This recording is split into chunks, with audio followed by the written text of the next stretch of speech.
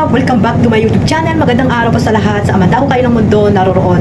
So ayun nga guys, no, mayroong exclusive interview dito po kay Carla Tupular Vlog. Ayan po mga Kalingap. Pero bago natin simulan yan mga Kalingap, mag-shoutout muna tayo sa ating founder, Kuya Bal Santos Matubang, Ate Edna Vlogs at Kalingap Rap. At sa lahat po ng mga nasa landing pad, mga ambassador, deputy at mga Kalingap Scouters, mega love shoutout po sa inyong lahat. Mga OFW, yung mga nandyan po sa Pilipinas, mga sponsor, mga kapwa ko po reactor, Team Bios, Karipa, Team Strikers, Team Watchers, at sa lahat na po ng mga solid supporters po ng Team Kalingap, mega love shoutout po sa inyong lahat. At ito nga guys, no, bago tayo magsimula po dito, syempre magko-congrats muna tayo sa Jomcar, no? At talagang grabe po, success po ang nangyaring premiere po kagabi mga Kalingap. So marami pong pinakilig at syempre ay mayroong panibagong achievement po si Carla mga Kalingap. Ang Jomcar pala, nalaman natin na talagang grabe yung mga pinagdadaanan ni. So ito mga Kalingap, sama-sama po nating panoorin ito. Exclusive interview ba tawag doon? So ito po ay exclusive interview with Carla, no? Ang title ng vlog na to is ano nga yun? Hindi, yung question I never asked. Never have I ever? Hindi, question I never asked. Questions I've never asked. Yan, siguro ang title to ay Questions I've Never Asked Carla. So, impromptu lang. Pinaman show. Hindi, ano lang ta, mga simple question lang. So, ayan Carla, di ba nung time na nakita kita, tumakbo ka, di ba? Tanda mo yun. So, yun, bakit ka tumakbo? Ayun, Po yun po, talagang nahihiya po ako kasi talagang hindi po ako sanay makipag-interact sa tao, hindi po ako sanay makipag-socialize po yan.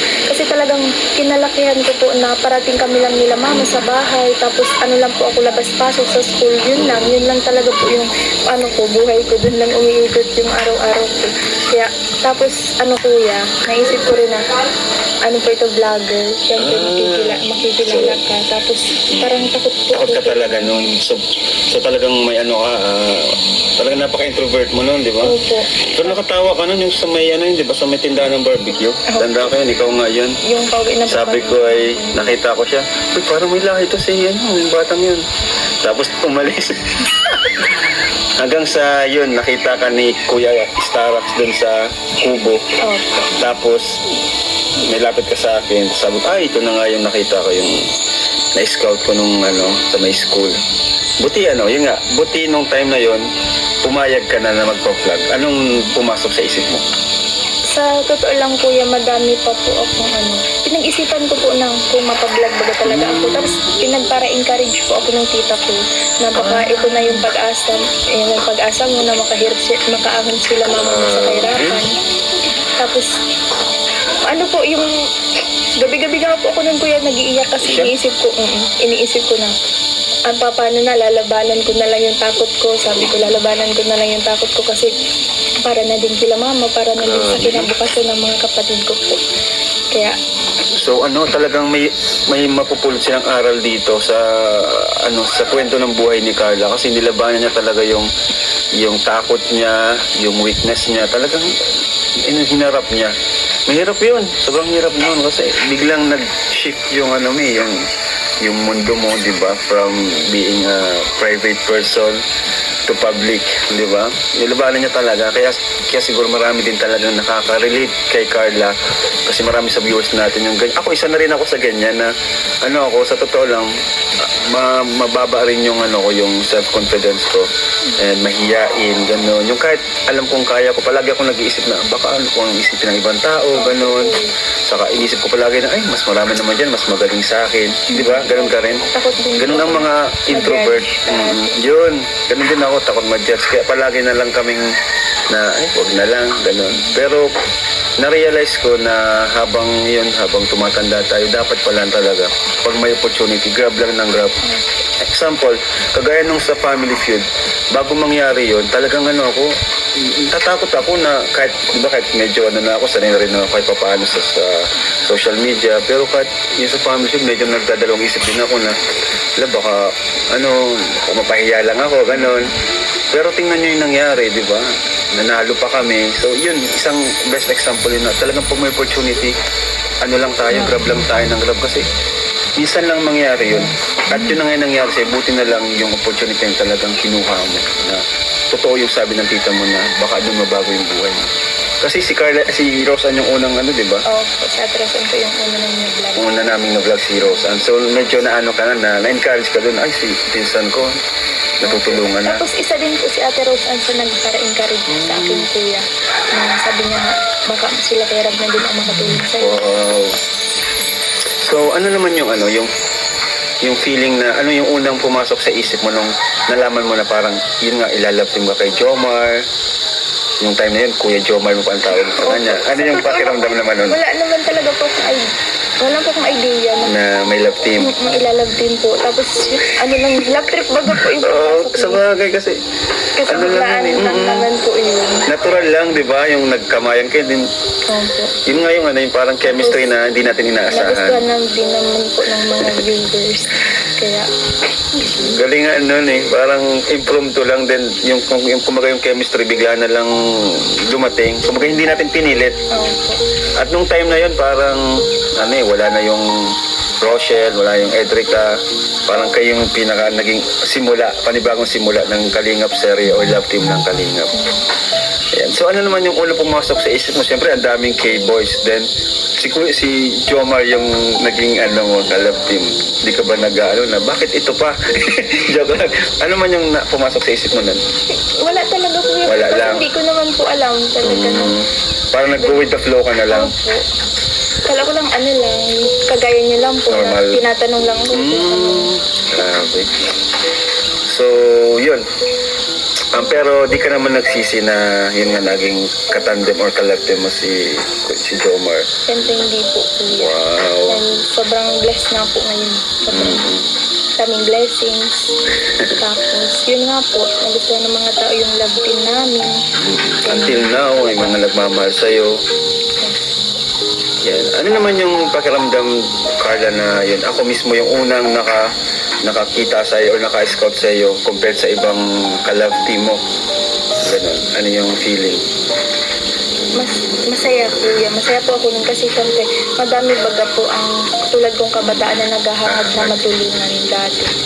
Kaya sabi ko, baka ito na din po yung binigay ni Lord na Yun. para makaahon kami sa hirap na talagang yung pinagdadaanan ng pamilya namin dati po. At ito na nga talaga, nabago na to. Galing. So,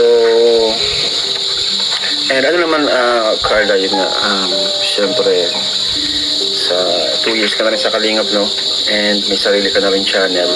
Ano yung feeling na nabigyan ka na ganung privilege na ikaw yung kauna-unahang, ay maliban dun sa iba na hindi na sila Kalingap, ikaw yung talagang kauna-unahang Kalingap na beneficiary ko na talagang binigyan up, tawag dyan, nagkaroon ng sariling YouTube channel and at the same time, beneficiary ko pa rin. Ano naramdaman mo doon? Sa totoo lang kaya po, may pressure. May pressure? Of, Bakit? kasi syempre, may channel na ako, tapos di naman po ako sanay sa ganun. Parang nabago yung yung mundo ko. Yung mundo? Parang nasanay ka na ikaw yung binablog? Opo. Tapos, beneficiary lang baga po ako dati. Tapos, syempre kuya, masaya din. At the same time, kasi eto nga po, katulad niyan, yung lupa ko po is napabakuran ko. Ibig sabihin yung mga sinasahod mo Yung, dun? opo, kuya. Tapos, yun po yung pangarap ko talaga na mapatayuan ng bahay sila mama sa daet kahit pa paano. At saka, yung ginawa mong yan, sarili mong sikap na yan, labas na ako dyan kasi vlog mo yan.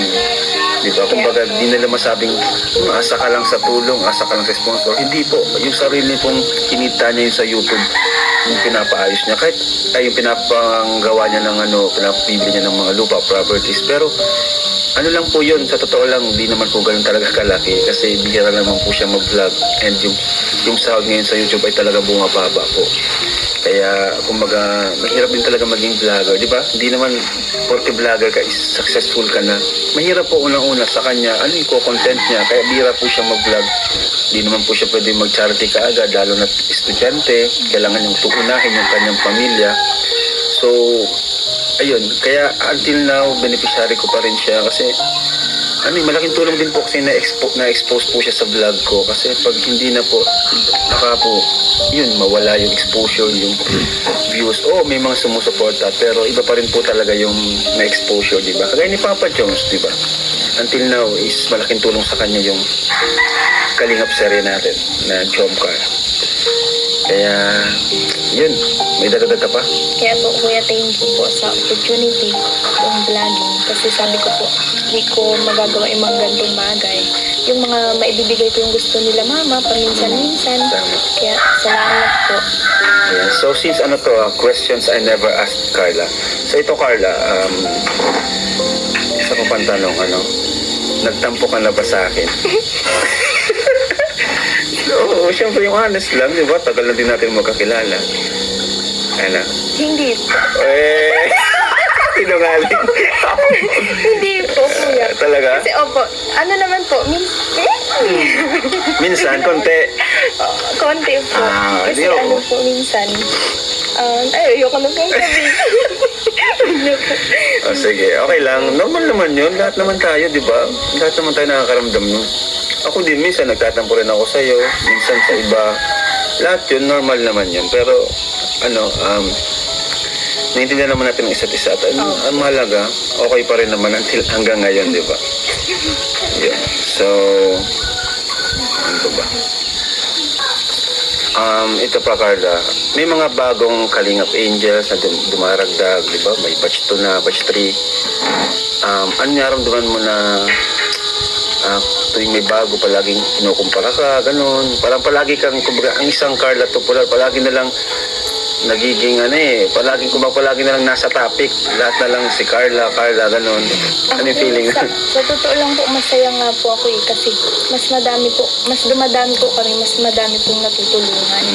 Tapos, yung about sa pagkukumpara po sa akin, kaya hindi po ako na-apektuhan. Opo, kasi Nasanay ka na. Opo. Siguro nung una, na-affected kang masyado nung una. Kapag may mga kino-compare sa'yo, Hindi gano'n. rin po, Kuya. Kasi talagang kami naman pong mga angels, Yun. kami naman po yung nakakakilala sa bawat isa. bawat Tapos parati ganyan, naman ka. po kami nagkakausap. Kaya hindi po ako na-apektuhan dun sa mga ganun. Tama yun. Kasi mas maapektuhan kung talaga mismong sa personal, di ba, yung may tampuhan, no? Pero mga lang naman supporters, yung ibang supporters o nagpapanggap na supporters lang naman yung gumagawa ng issue para magkaroon ng ng hidwaan, no? Which is wala naman po. Ayan, ngayon sa estado mo ngayon, ano na lang yung parang kinakatakutan mong mangyari? Parang yung pag-iisip mo na paparanoid ka na yun, kinakatakutan mong mangyari. Kasi ako, syempre, halimbawa ako sa estado ko ngayon, ang kinakatakutan kong mangyari is una, yung bumagsak yung ating community, yung ating channel, yung siyempre, pag bumagsak yun, affected lahat, mawawala yung mga scholars ko, mga pabahay. Yun isa yung kinakatakutan kong mangyari. Pangalawa, kinakatakutan kong mangyari yung magkasakit ang aking magulang. Pangatlo, aksidente. Yun. Yun ang mga example ko. Ikaw, sa kalagayan mo ngayon, sitwasyon mo ngayon, ano yung kinakatakutan mong mangyari sa buhay mo? Siguro po yung kinakatakutan ko po is mawala dito sa Kalingap. Pero nakaka-touch naman. Kasi parang sa totoo lang, Kuya, dito na lang din ako namulat. Parang ganun po. Parang siguro, part ng buhay mo na ito na talaga. talaga po yung buhay ko. Dito na talaga po umiikot yung mundo ko. Grabe. Sila mama. Tapos, yun po. Isa pa sa kinakatakutan ko is siguro mawala sila mama na hindi ko pa natutupad yung mga pangarap ko para sa kanila. Pero parang unti-unti mo naman natutupad, di ba? Ano pa ba yung pangarap mo? Kasi napabahayan mo na sila. Ano pa ba yung... Kila mama. Gusto ko pong matupad yung kagustuhan nila na makapag-travel. Yung kayo naman. O, yung parang kayo. Tapos makapag-graduate po yung mga kapatid ko. Yun pa nga pala. Kasi pag wala, mahirap yun. Kasi sa totoo lang, ikaw talaga yung kumbaga breadwinner na ng family. Ikaw na yung, kung wala ka, mahirapan talaga sila. Grabe. So, yun, nakakatakot naman talaga yun. Pero nakakatuwa yung sagot ni Carla, no? Talagang sobrang importante talaga ng Kalingap sa buhay niya. At yun, Di ka naman, Carla, mawawala kasi ano naman tayo, kumbaga, sabi ko nga, sa tahanan, nasa lugar tayo ng isang tahanan. Parating nga po namin na pagkukwentuhan ni Ate Rose and Kuya, paano kapag wala na kami sa kalingap, ano kaya ang magiging buhay namin ulit kung babalik pa ba po kami dun sa dating sitwasyon na halos sa isang araw, minsan kulang sa pagkain, tapos yun, wala po kaming maayos na matutulugan. Sabi nga po namin kung hindi mo po kami natagpuan, baka sa panahon ngayon magtatrabaho kami sa Manila. Nagkasama kami. Baka di Kasi kayo po, nag-college. yun po. Nakakatuwa naman kayo magpinsan. Pero yun, grabe, nakakatuwa. Kasi hindi naman mangyayari yun kasi sama-sama tayo dito. Ganun naman ako, sama-sama tayo sa Kalingap. Hanggat nandyan ang Kalingap, hanggat nandyan ang mga viewers natin, supporters, tuloy-tuloy lang tayo. Andito lang din kami na magpapasaya po sa inyo. Yan, nadaragdagan man tayo, pero ano naman po, yung mga dati din naman pumuwawala. So yun, thank you, Carla, sa ating Q&A na questions I've never asked Carla. So, maraming salamat po. Mga kalingap ay grabe no, sa mga hindi pa po nakapanood niyan, syempre puntahan nyo po mga kalingap at congrats po sa mga marathoners at within 7 days ay meron na pong 500 po yung vlog na yan ni Kalingap Rab dito sa Jomcar. At ayun nga, kagabi mayroong panibagong part 96 no, ang Jomcar mga kalingap. Ay grabe mga kalingap na talaga namang pinakilig at masaya po ang buong team Kalingap. At syempre yung mga supporters po ng Jomcar, mayroong mga ilang mga talagang hindi masaya syempre kasi nga hindi natin mapi-please lahat po ng mga viewers ng Team Kalingap, no? Hindi natin mapi-please na magugustuhan nila po ang Jomcar. Siyempre mga Kalingap kasi nga meron silang mga sinusuportahang iba, no? Kaya sana no, one family, one Kalingap, no? Kung ayaw man nilang panoorin ay wag na lang pong maraming sinasabi mga Kalingap. Kasi nga ay lahat po iyan ay nandito tayo sa tahanan ng Kalingap. At ayan nga no, narinig niyo naman ang mga sinabi diyan ni Carla, no? At interview po ni Kalingap Rab na talagang si Carla talaga ay talagang mahiyaing bata mga Kalingap. At ayun,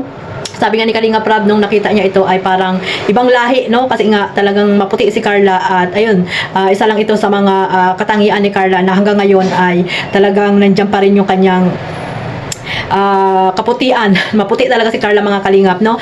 At ayun, no, dito rin na talagang umiiyak, talagang pinag-iisipan ni Carla kung talagang magpapablog siya kasi nga ay yun nga, mahiyaing bata nga, kaya ayun, syempre may nag-encourage sa kanya, yung kanyang tita at syempre si Roseanne na kailangan niyang gawin yon para sa kanyang pamilya at syempre sa kanyang ano na rin, no, in the future na no, para makapag-aral din po siya kasi nga sabi niya diyan, kung wala sila sa Team Kalingap ngayon, siguro ay nagtatrabaho po sila mga Kalingap ni Roseanne. Kaya napakalaki po ng nagawa po ng Team Kalingap na itinatag ni Kuya Bal mga Kalingap. Kasi napakarami po, hindi lamang si Carla ang nabago po ang buhay mga Kalingap. Alam nyo naman yan na napakarami na po ang pabahay ni Kuya Bal, no? Hindi lamang sa mga Kalingap Angels, may mga iba pa siyang mga beneficiary, si Kalingap Rab at si Kuya Bal na pinapag-aral na hindi po binablog mga Kalingap. So mga scholarship po nila Kuya Bal Santos Matubang.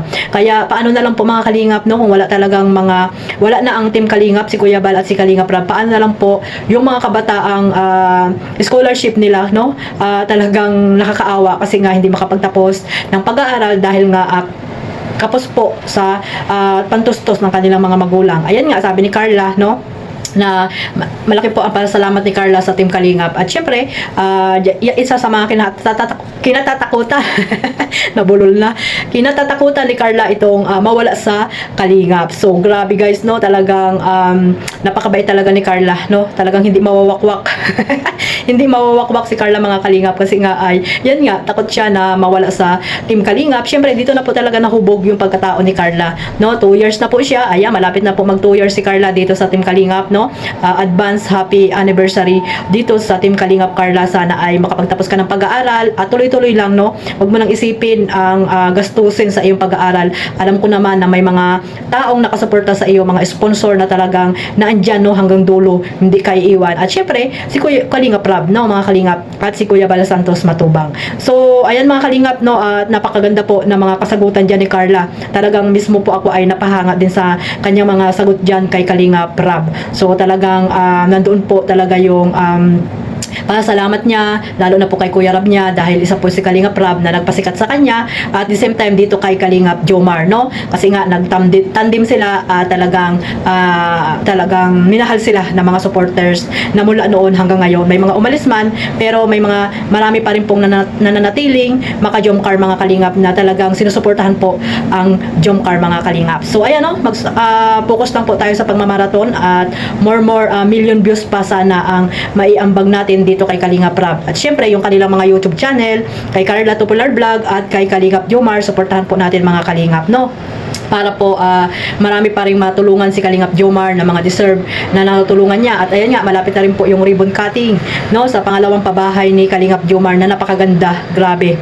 Napakaganda rin po ng bahay na binigay ni Kalingap Jomar dito sa isang pamilya na deserve po talagang tulungan at mapabahayan. So ayan po mga Kalingap, love lang po tayo, no? At ipagpatuloy nyo lang po ang pagsuporta sa buong Team Kalingap. No, maraming salamat din po sa mga bago ko pong subscriber. Don't skip ads at maraming salamat po sa walang sawang pagsuporta. Magandang araw po sa lahat. Ayan, mag-iingat po tayo mga Kalingap at God bless us all. Mabuhay po ang Team Kalingap. Bye-bye!